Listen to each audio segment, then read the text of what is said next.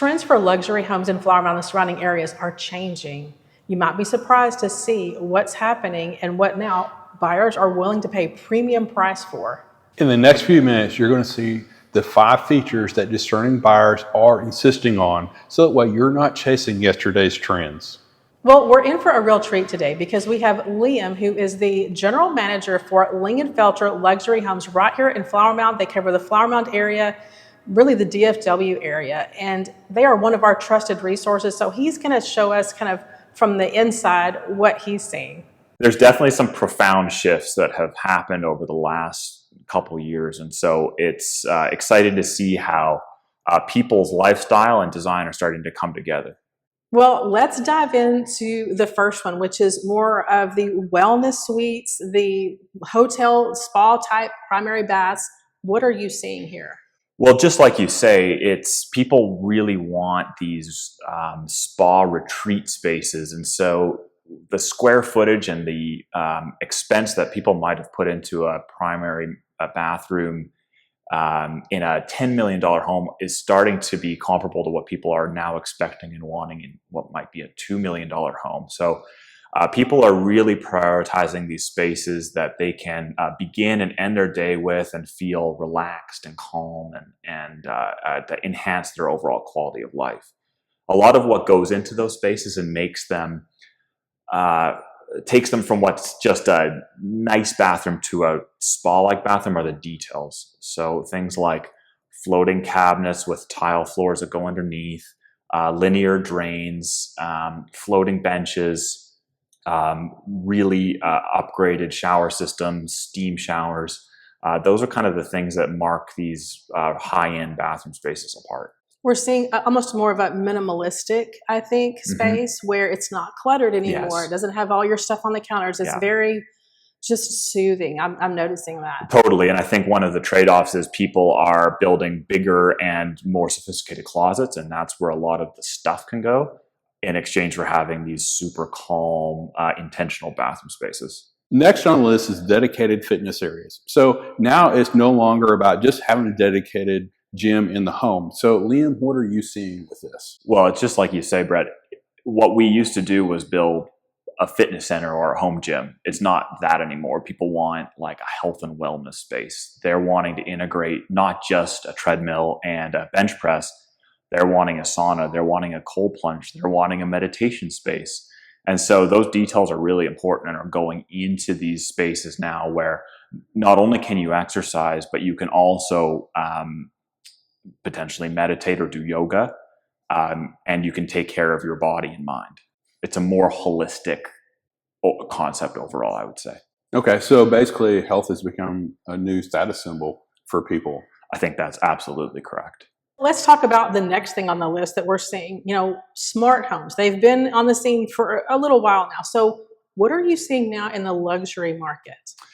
Smart home and audio video is a huge theme, and it's really tricky to get right as a luxury home builder. But what we're seeing more and more demand for is, yes, people want tech. Yes, people want smart home features, but people aren't looking for a home packed with the latest and greatest tech and audio and gadgets, because really, the majority of people aren't driven by that kind of thing. They're not tech geeks. They don't want to have to figure out how to turn their lights on every time they go to a switch. What people want is things that make their lives easier, things that are practical, things that are minimal, and things that make their space look more beautiful. So here's an example for you. In these big open spaces, oftentimes a standard switch bank will be 6, 7, 8 switches large. If we can use a smart lighting system and consolidate that into one little sleek keypad, people love it. What people don't want is lights that they have to clap or talk or whatever to. It's just not what the users are asking for. And so we have to be very careful to get that mix right.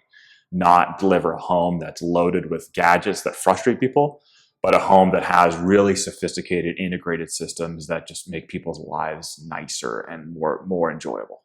I know you and I were talking recently, and you mentioned something about having like one switch, by the garage door, where when they're leaving the house, when they come back home, they just have that one panel there. It makes things so much easier it's right there when they're coming and going. Yeah, exactly. Just an all off button.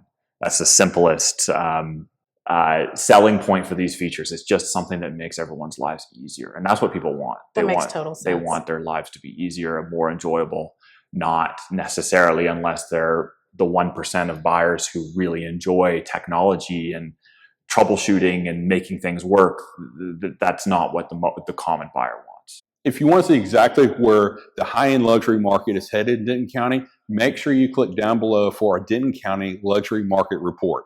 It's a monthly update that tells you the actual data, the stats of what is moving, what's trending, delivered directly to your inbox every single month. That way you're making decisions that are smart, gives you confidence on actual data and not just sound bites. I currently get your Flower Mound version, and I find it very useful. I look at it every week. I like data, and as a luxury builder, it's very helpful for us to know what's the state of the market, where are things heading, are we in an up market, down market, or balanced market? So I'm really excited to see this Denton County luxury specific version. You know, it's interesting because when you actually, I'm sure you've noticed this, when you actually look at the data, sometimes it's very different than what you're hearing on the news or in the headlines or your neighbors or your friends or coworkers. A lot of times you look at that and you go, oh, wait, like this is not what's being told. So I couldn't agree more. It's so easy to depend on anecdotes and get swayed by what you're hearing or what your neighbor mentioned. But it's really important to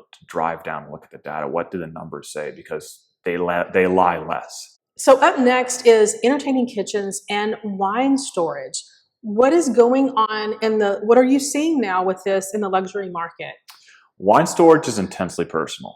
Some people are real wine connoisseurs, and we work really hard to design and make their wine storage spaces custom for them. So that would include custom climate control, bottle orientation, making sure UV light isn't getting into it.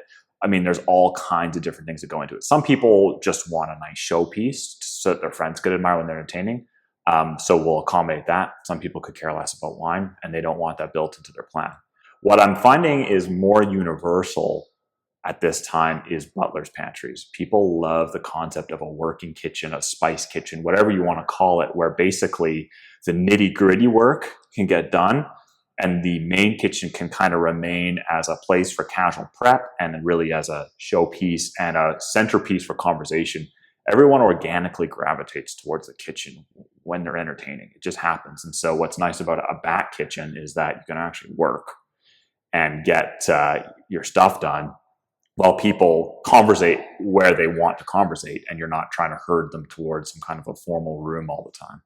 So what we were recently talking about as well is, are you noticing that kitchens, maybe getting a little bit smaller, where we are seeing more the back kitchen, the entertaining kitchen, if you will? I think it's a trend. I would say the grand, huge kitchens that we might have built 10 years ago are starting to shrink in size a little bit to accommodate the fact that we're putting a whole functional second kitchen in most cases. 4 and 5 car garages have always been expected in the luxury market. And I know things have changed in the market right now with the garage spaces. So right now, what are you seeing with the garages that the buyers are really expecting from the builders? Well, what you say is right. People want the 4 and 5 car garages. That hasn't changed. What we are seeing a shift in is people are viewing the garage more and more as an extension of the home. Somewhere that they want to spend time in, somewhere they want to entertain in, somewhere that they want their friends to go into. And so things like finishing them off in a caliber that's similar to the inside, but still functions as a garage, climate control, insulating, painting the walls to the same caliber as the home, more and more commonly requested, and we're doing more and more often as a result of how people are choosing to spend their time in their homes. Understanding what's in demand is one thing, but actually being able to put it all together to fit your lifestyle, your family's needs, and future plans is something totally different. In our next video, How to Find Your Dream Home in Flower Mound, we'll walk you through the exact process that makes it so seamless to be able to find the home that fits your life. It's simpler than most people actually realize. So watch that next.